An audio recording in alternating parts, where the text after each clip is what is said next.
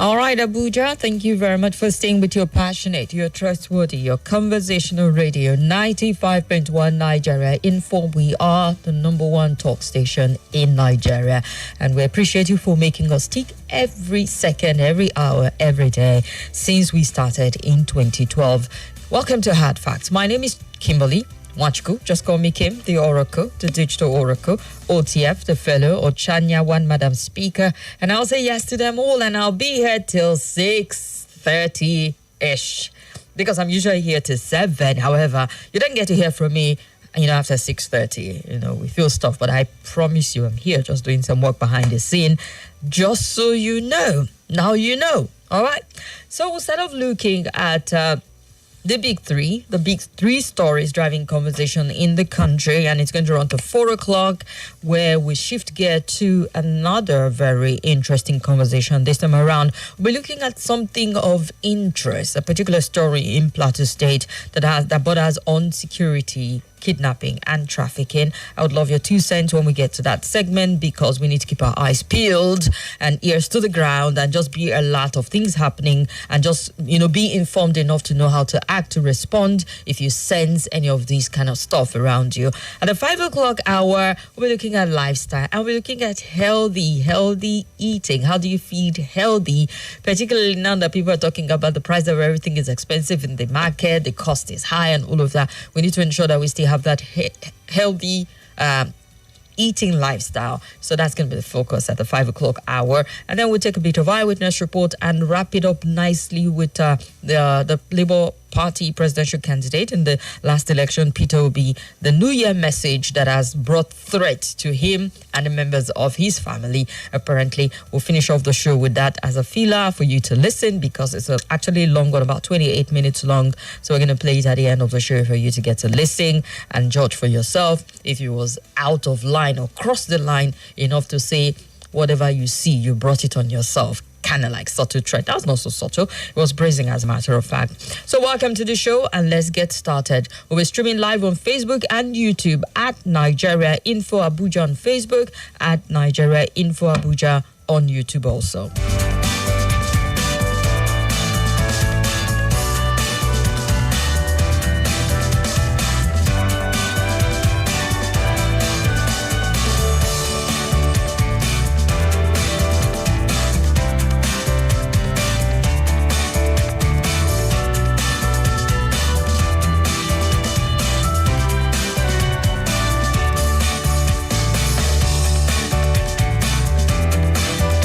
All right, let's get started. And forget that this time around, we give you the 3 stories up front, and you get to respond to them once I'm done reading out the stories. Let's start with the first one. And this one raises an important question around integrity and trust for an anti-graft agency, as we look at EFCC dismissing 27 officers over alleged fraudulent activities.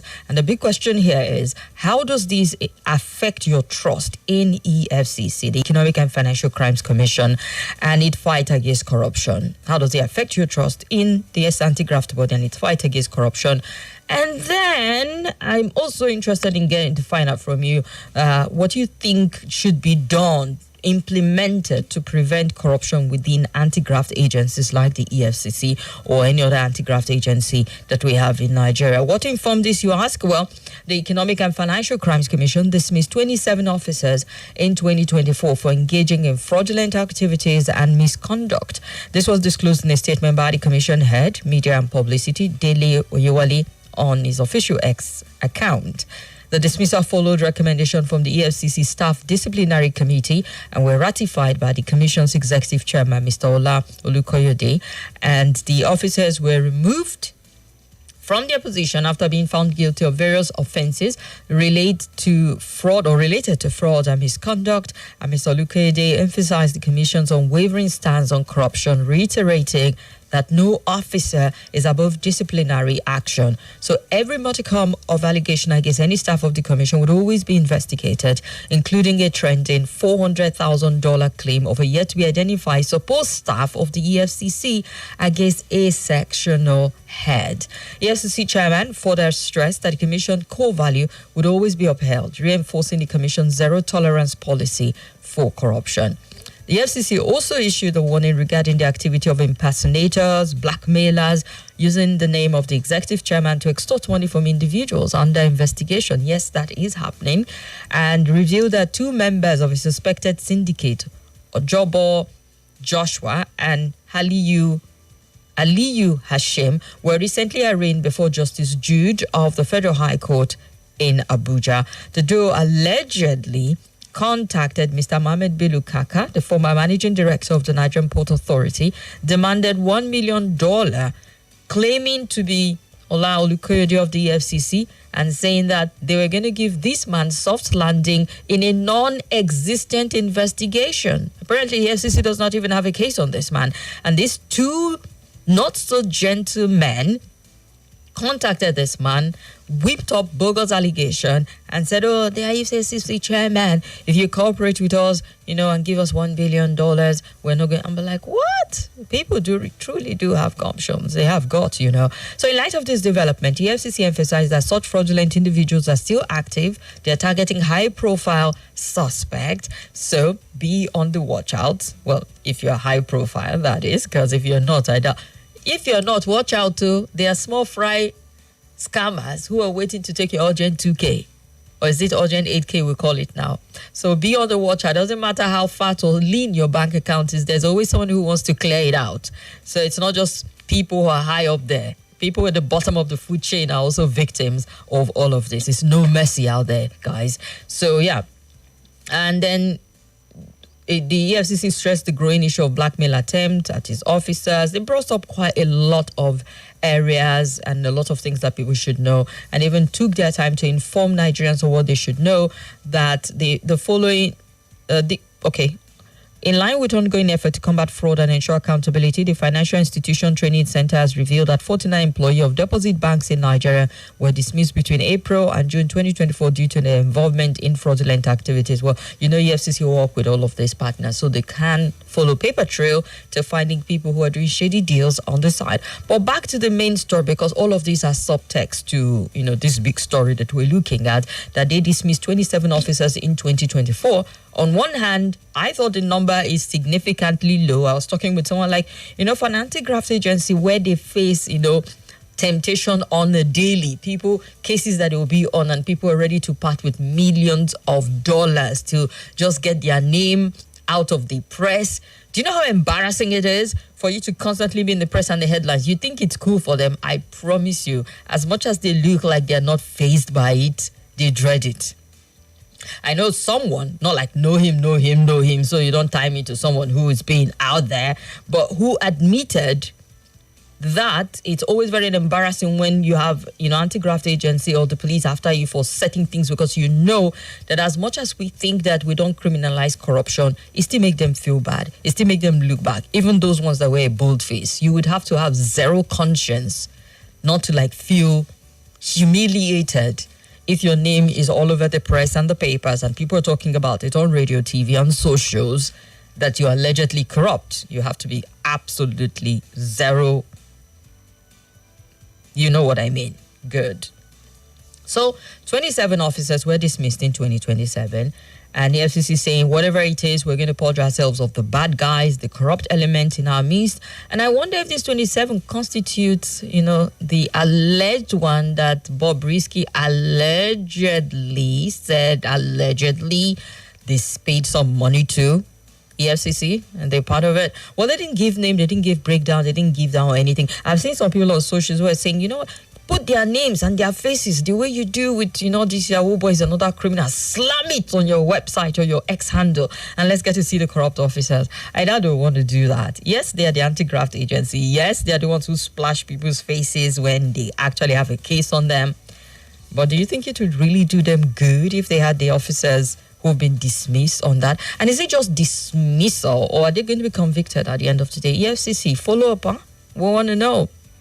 Because they've gotten a lot of people from former EFCC chairman who've been removed unceremoniously, allegations slammed on them, and then bam, they just disappear. They go and see no more somewhere, maybe in the Bahamas or the Maldives, just chilling with whatever it is they allegedly mismanaged and looted. It's not good closure for us. So it'd be nice, moving forward, I don't know. Is it asking for too much to have, these 27 officers out there? It'd be too much, yeah? Is this good enough? Does this build your trust and confidence in the anti-corruption effort? The fact that they're trying to cleanse even within themselves, that you can trust them with the struggle. Well, I would love your take on that. Let's throw in another story because we're looking at the big three. Now, if you followed the news yesterday, Abuja School Bombimg, a lot of people were like a little confused. Someone sent me a message, Kim, did you hear there was an explosion in Abuja? Like, hold your horses. Don't make it sound like, everywhere went kaboom overnight. Yes, something blew, exploded. People actually died, apparently, from this. Or as the police would say, 2 of the people who brought this stuff to Abuja, all the way from Kastina. The FCT Police Command said on Monday night that preliminary investigation have revealed that 3 men from Kastina visited the owner of a certain Islamic school in Kuchibiyu village, Bwari Council, one Malam Adamu Ashimo, where the IED exploded. The police said the explosion killed 2 of the men that brought it. I don't know, they were fiddling with it somewhere at the veranda of the school premises, and pam, blew. The 3rd man injured and 1 other person injured alongside them also.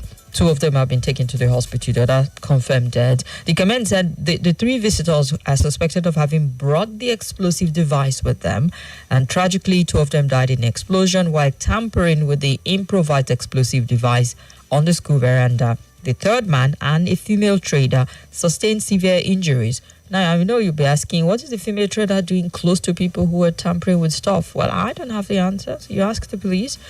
She might just be moving and minding her business, and by Gerai not, and bam, it goes. And you know how these things, explosion, are usually not contained. It depends on, the level of device we're dealing with that exploded. So I don't have that info, so don't ask me just yet.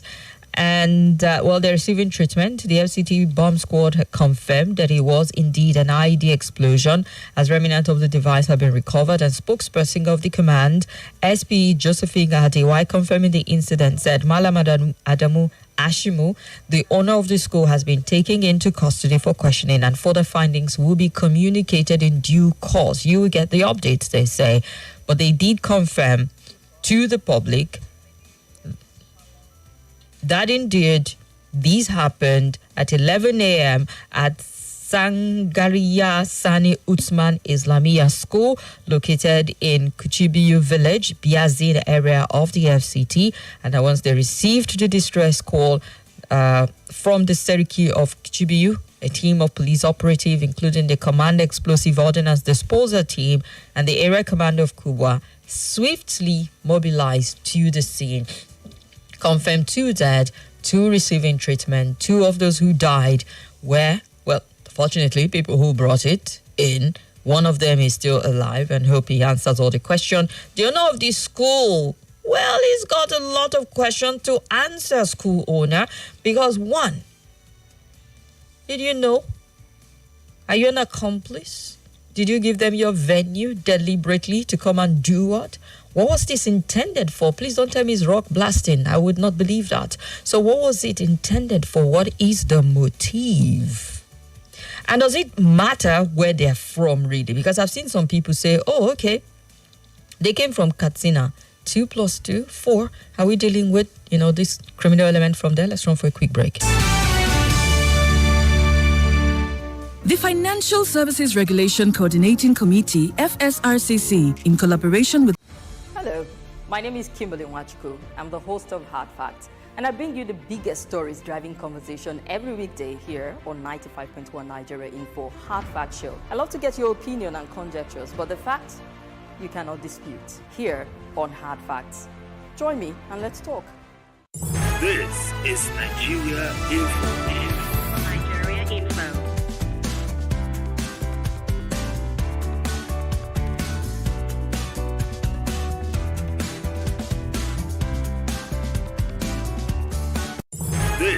is Nigeria Info. This is Nigeria Info. Nigeria Info.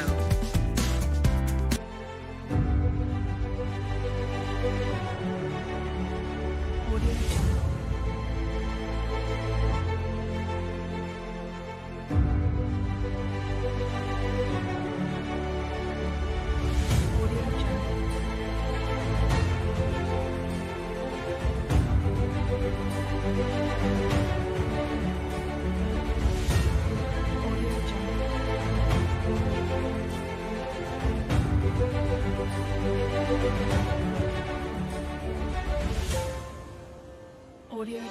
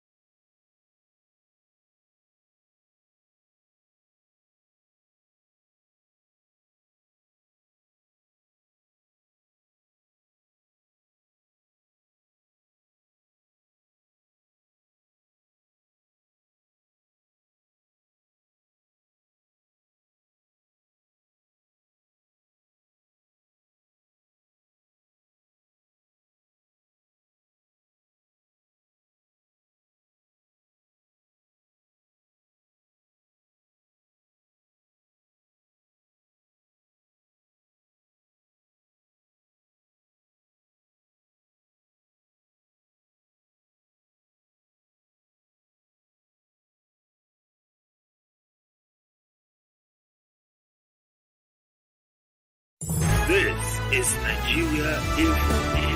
Nigeria Info.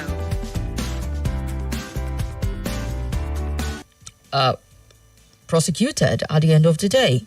Are we going to know them and see their faces splashed on your website, on your X handle? Oh, well, questions. But I'll get to know what you make of that story. And then Abuja School Bombing. 3 men from Kastina brought a device that exploded. 2 of them died, 1 in the hospital. Sadly, a woman is also caught in the process of it. And I hope the man recovers so that he has tons of questions to answer. Like, what's the agenda?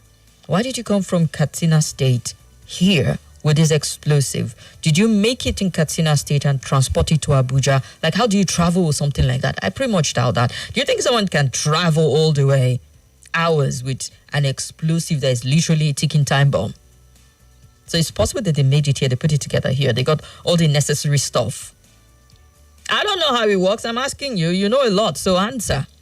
Even though you're not the ones who brought it, but people know stuff.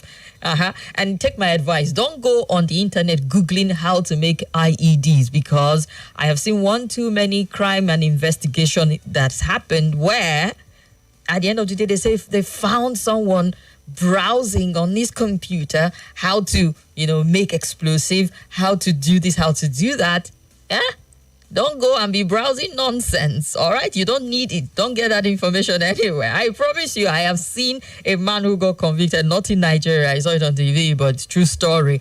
And the final straw was you were browsing this thing. Explain yourself, all right? So he's got the one who is alive. Has got questions to answer. But then some people like, all right, why did they come all the way from there? It doesn't even matter where they came from. Most important thing is these things can happen, and they can use the cover of a school to actually perpetrate their crime. So we need to keep our eyes peeled, guys. The threat, we're not in the clear just yet. I mean, if you follow the papers and the report and the news, you get to find out, Boko Haram attacked military base. Some people died. Bandit attack community. They're putting a levy of millions on them. People have died. This attack in the southeast, health, safety compromised. There's just so much of it in the news. As much as we say it's reduced, but it is consistently reported every day in the news that a threat is real. So this should be taken seriously at this point in time. And then the third story, just before I open the phone line, is the big story of the day that we're talking about. The Morning Crossfire Show talked about it and got your opinion. It was touched on also on the trends and content on the Sunnyside Show with SWAT.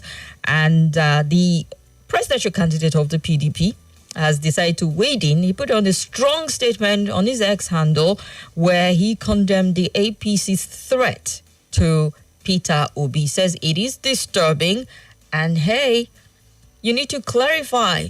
What do you mean by whatever you see, you brought it on yourself? Now, this is me paraphrasing. But going back to, I'm not going to read the detail of the statement he put out, but it's a lengthy one. Go check it out. It's on his X handle. Atiku Abubakar, former vice president, has asked Felix Moka, spokesperson of the APC, to clarify a remark against Peter Obi, ex-governor of Anambra State, where on Monday, Obi alleged that he's been threatening for repeatedly criticizing President Tinubu's administration. He made the claim after Moka said Peter Obi has crossed the line so many times and has it coming to him, whatever he gets. You've crossed the line, my friend. And you have it coming, whatever you get. Oh well. Atiku took exception to it. You know, he says it's disturbing and described that as inflammatory, adding that is a disturbing emblem of the current administration's unsettling strategy in addressing opposition figure. He did also talk about somebody else who's been detained, one Madisho, a prominent voice of dissent, and others who have been either harassed, threatened, intimidated, or incarcerated and held for a while before their release. So he's saying and appealing to Nigerians at this point in time to ask that the government of the day recalibrate how they handle the opposition. And it's going to bring us a conversation so that we don't go over what you have said already as to this is this, but to looking at how the government of the day handles opposition voice under their watch. Is it handled a lot stricter, a bit more brashly than it was done when we had the PDP in government? Is this government anti-opposition to the point where, threats are issued strongly and people are intimidated strongly if they put out opposition perspective or thought or dissent or whatever at the end of the day? Some people say it's just political talk. That's their gimmick. That's how they do. At the end of the day, behind the curtains, they're taking breakfast together. I don't think Peter Obi thinks that way because he says even to wave at people at the airport now, nobody's waving back. Like literally nobody wants to be associated with him because he's the opposition and everybody wants to curry favor with the government of the day. Is that also politics? Is that how it's done in other parts of the world? I'm not going to ask you because you perhaps haven't really interrogated what's done in other parts of the world also. We know politics can be intense. We followed the US election. We followed the one that happened in the UK, and you know how intense it can be. And politicians, oh boy, they exhibit the same quality in every part of the world. But back to the conversation. Do you believe that these are just mere political threats that, makes up our political space, or it should get to a point where we need to discourage this kind of political rivalry? Atiku mentioned that it is a political threat and that he undermines democratic process. Do you agree with him, or you think it's just normal political rivalry? Let's look at it from that perspective. So I've given you the three stories. Call me up on 0700 951 0000 or 0809 5974869 or 0809 9930137. Tokwe, I see you, girl. And it's such a shame that in this time and age, some people in position of trust acting in this manner. I'm quite sure that there's a lot of scammers in the EFCC still operating behind closed doors. Okay. ICPC inclusive and the entire Nigerian civil service, there's actually a lot to uncover. The corruption is going right under the ladder. Uzoma. All right, that's Uzoma's take. Kim, can you see some people can be opposite of useful? How can they be using the name of the EFCC chairman to perpetrate their evil? And then the funniest part is that some people are ready to believe that indeed the chairman is fully involved in the activities, even with the arrest and explanation. Those who carry the explosive deserve what happened to not the victim. God bless the souls of those who lost their life, except those animals in human skin. Kim Obi and some people are only trying to heat up the polity, no more, no less. And I mean, I totally disagree with Atiku Olujade Abiodun. Hello. Hello. Yes. You're welcome. Hello. I greet you. Hello. Talk to us, sir. Good afternoon. I'm calling from Gwagwalada. Welcome to the show. Thank you. I greet all the listeners and the callers contributing to my journey. I mean, it's a wonderful discussion. Thank you, sir. From international event of recent, coming back to power by Trump has indicated that no any amount of power of incumbency that cannot be diminished. So it's better the Obi, the Atiku, the Tonkoso, and all opposition groups, opposition figures, and all critical stakeholders who are interested in positive development of Nigeria, who are ready to sacrifice. It should not go on individual reasons. It pursuing unilateral interest. Obi, Atiku, and all who is interested, they should unite. And we've seen how, despite the court injunction being served on Donald Trump, he transformed that prosecution into an active campaign. When they seem to be prosecuting him, he was there garnering political support indirectly, and it worked for him. So Obi and Atiku and all critical stakeholders and opposition groups, it was wrong. It is not about Atiku, it's not about Obi. It is about the well-being of Nigeria. All right. There's no way their popularity, those in power, they will say it's enjoying the book. Their popularity is suffering a setback. It's waning. A setback. Yeah. The condition of life in Nigeria. All right. Thank you very much. And yes, just like Mr. Abubakar, you can touch on just one story. I wasn't going through all of them. Good afternoon, Kim. How are you? Yes, you're welcome. My name is Comrade Salis on the line. Talk to us, comrade. My take about Peter Obi, and my own mind is that, when you have a party that tries by error, that is all the problem is not focus what they're supposed to do. Because we are a good party, when somebody is criticized, we need to be stronger and do the needful. What they are doing, they are afraid that they are doing mistakes, and their mistakes cannot be corrected. So they know they are failure. And they know that we put them in, we're going to kick them out. So nothing they can do. They're ready for their selections. We are warming up. And we are trying to be an Atiku. And they're going to kick them out from this country. Thank you. All right. Sounded pretty confident there. Hello. I greet you. Good afternoon. UTF. Welcome to the show.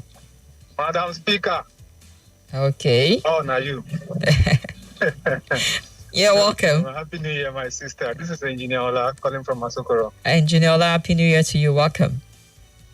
Yeah, well done work, my sister. Thank you. Yeah, the Oracle. Yes, sir. You see, when we are talking about the opposition, I don't want them to be bringing in Atiku's name anymore. Obi, yes, and I want to be also to strategize, You see, there are these people. The reason his name is always going to be there. He did put a statement out condemning what was done. I understand. And so he's relevant in this discourse. I know, my sister. You see, Obi, when Obi was talking about threat, Madam Speaker, that statement, you say you're going to play that New Year Day speech. Yeah. I'm so happy that you say you're going to play it, because I watched it about 3 times. And most of the things he said is that, like an advice to the current government. Madam Speaker, are we still campaigning? You know, that is the reason why when some people come out and be praising Mr. President, I just wonder, are these people in this country or they are in another country? You understand what I'm saying? Now, because, body language alone, you should understand. This guy, all the things he said in that statement, Madam Speaker, is an advice. And if you remember, there was a time I told you about, as a government, you give people money. Okay, now, maybe as a household, you give somebody money to build the house for you. Will you not go to that house and go and see what is happening in that house, the next development? You will just leave the house there and be giving the engineer money. That is like an advice that is said. Go to different states and go to different states and see for yourself what you are giving money for. Is that an advice? Is that an insult? Because I told you people that this APC government, even the one there that we are calling the Jagaban himself and all of that, they have nothing to offer. That's why anything anybody says, they are attacked. Even when people protest, what happened? They lock them up. When people protest about hunger, they say they want to collect power. So tell me, Madam Speaker, what can we do? If it's not trouble that these people that are in power they are looking for. When you advise them, you say the good thing, they will say shut up. So what do you want to do? And people are suffering. And people not suffering in this country, Madam Speaker. Are they not? So Peter Obi should just strategize and look for the youth. And this Peter Obi should resign from what exactly? And let's chase these people out of power. That is what I don't want to be talking about all these because Atiku to me is an APC person. All right. Because he joined the APC before the PDP. All right, sir. So I want neutral people. Neutral people. Let's take these people out of power. If all right. Trouble, give them trouble. If bring peace, is enough. Thank you very much. Thank you so much. Let's move on to the next caller. Hello. Oluwa. Yes, you're welcome. How are you doing? I'm all right. I'm good. The only oracle that eats Christmas.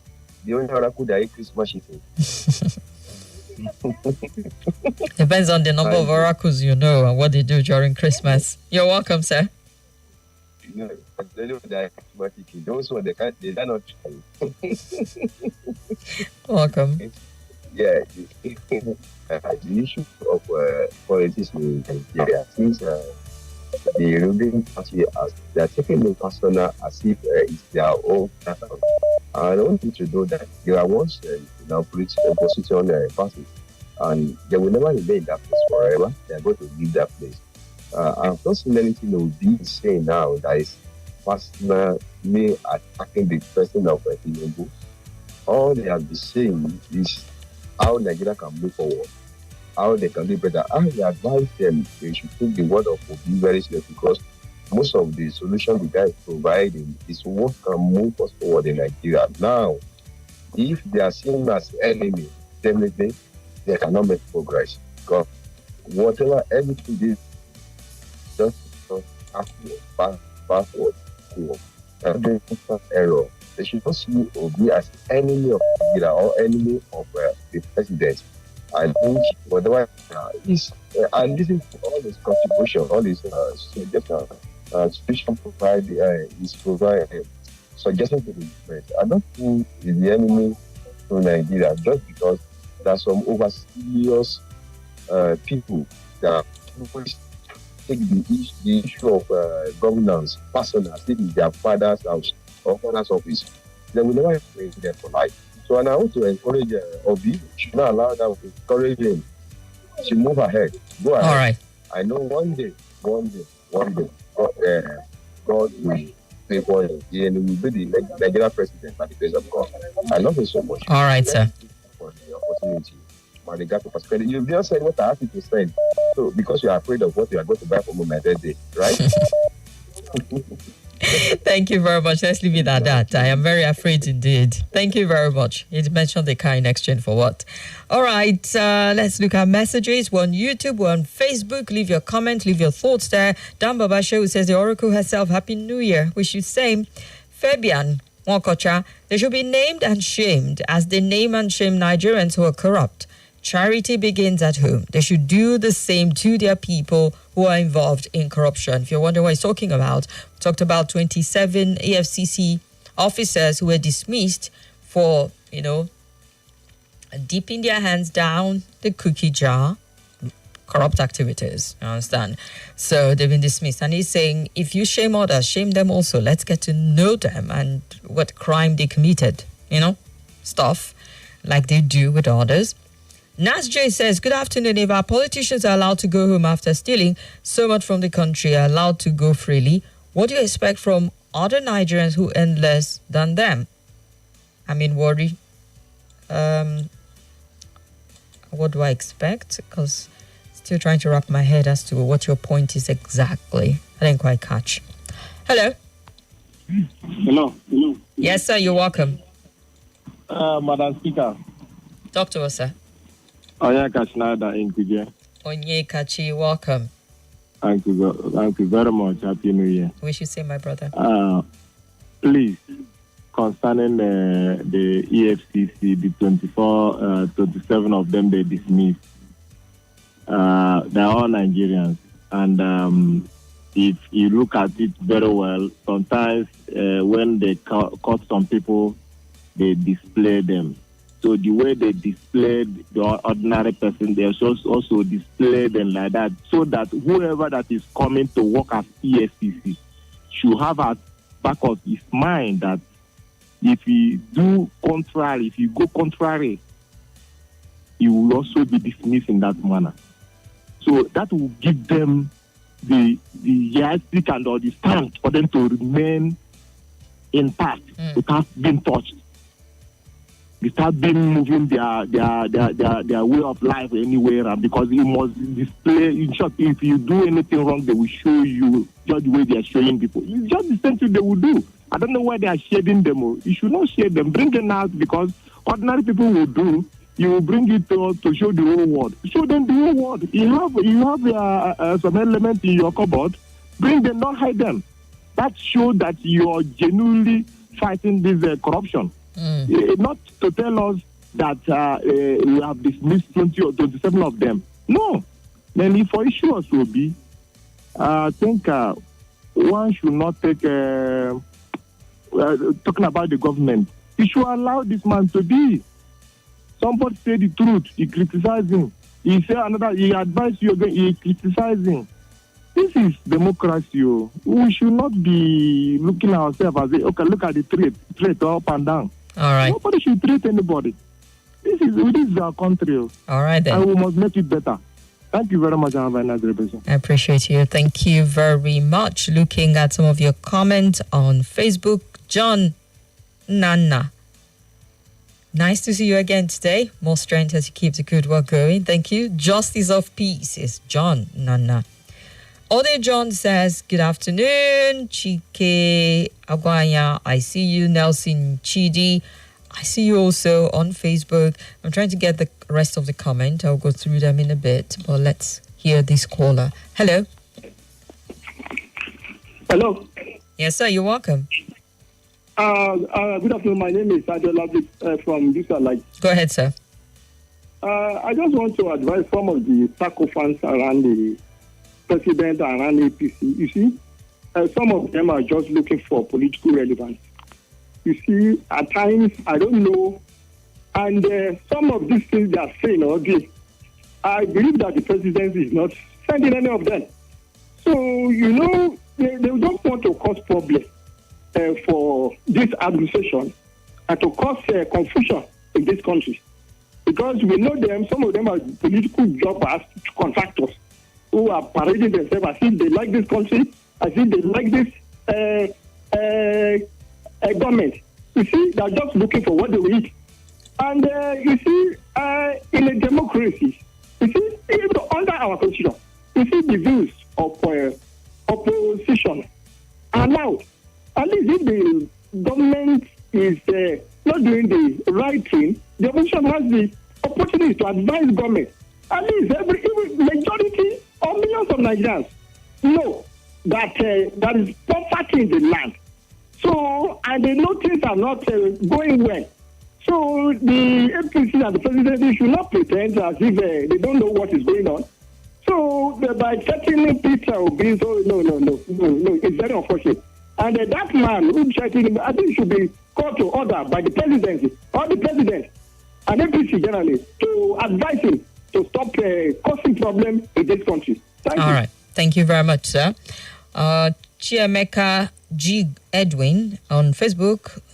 Okay. Plenty of prayers. I say amen to all of them. Thank you very much, Chiameka. I appreciate. Hello. Hello. Yes, sir. You're welcome. Good afternoon. Good afternoon to you. What's your name, sir? My name is Raphael, calling from Life Camp. Talk to us.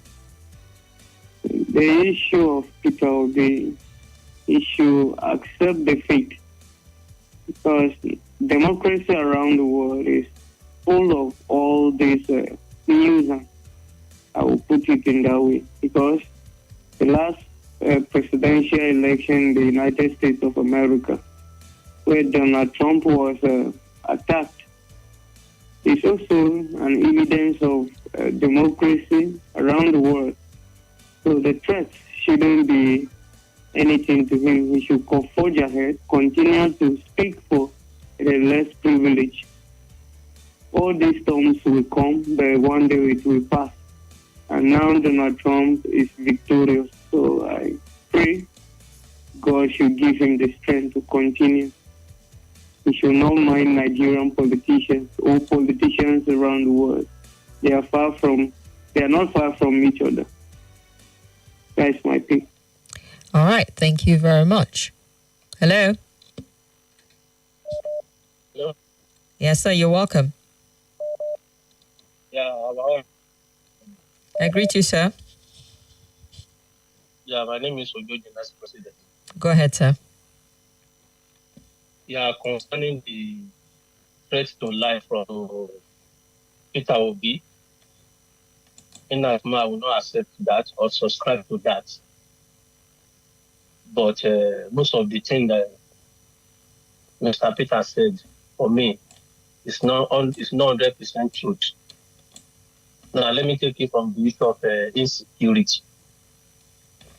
Saying that or claiming that the insecurity you know, that's really not the angle we're looking at on the round table. We're looking at if you consider this a real political threat and its impact on our democracy, or just political rivalry that we're going to see.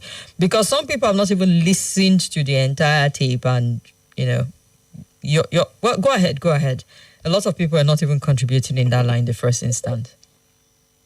The reason why I'm saying that, what Obi is doing is supposed not to be doing it as a rival candidate.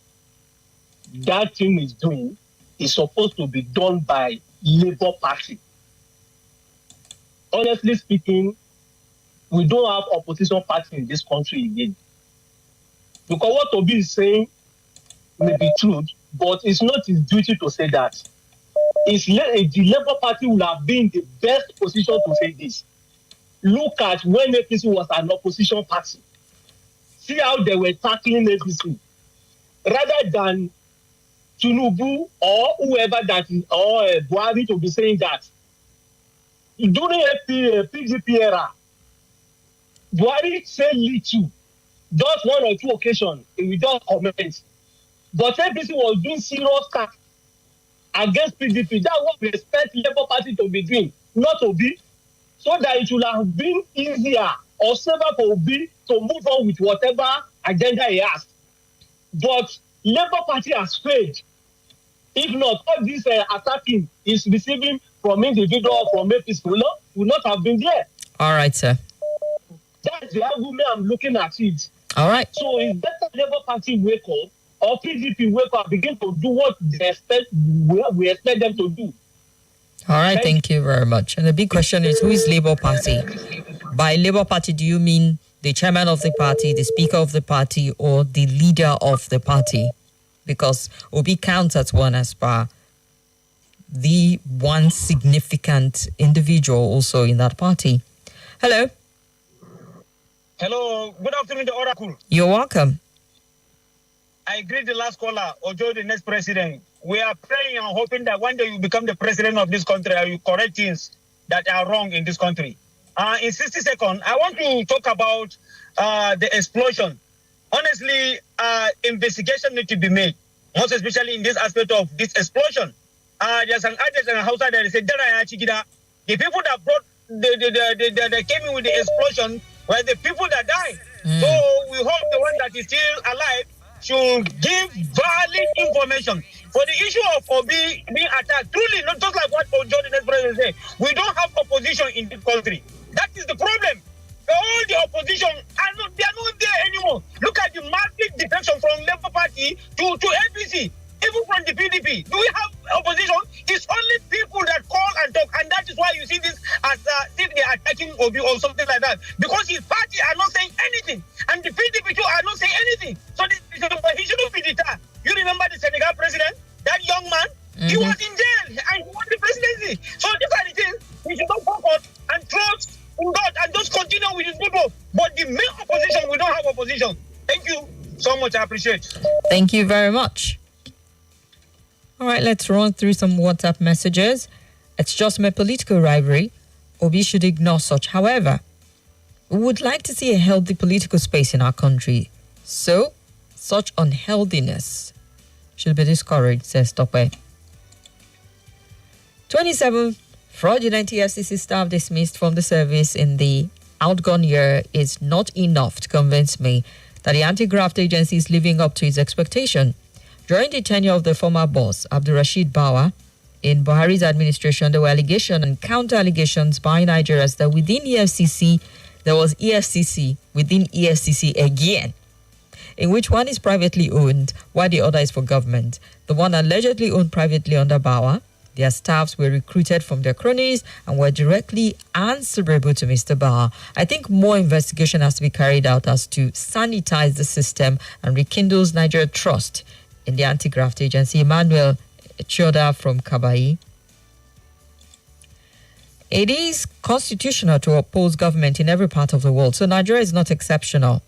The government has failed and confused. Peter Obi has become a threat to the government and no one can stop him from saying the truth. New Nigeria is possible. Dikin Emmanuel Kudili from Madala. Peter Moka wants Woto from all obedient worldwide. It's clear that Peter Moka, by his utterance or action, is promoting anarchy. We're deeply concerned about the safety of Peter Obi and urge everyone to promote peaceful dialogue. This revised version maintains the core message while using more neutral language and emphasizing the importance of peaceful dialogue. You protest, they send soldiers. The police defends and quote after you. You talk, they threaten you. Which way, Nigeria? So Peter Moka submitted himself to be used there. Chemeka Edwin Imabuchi's take there.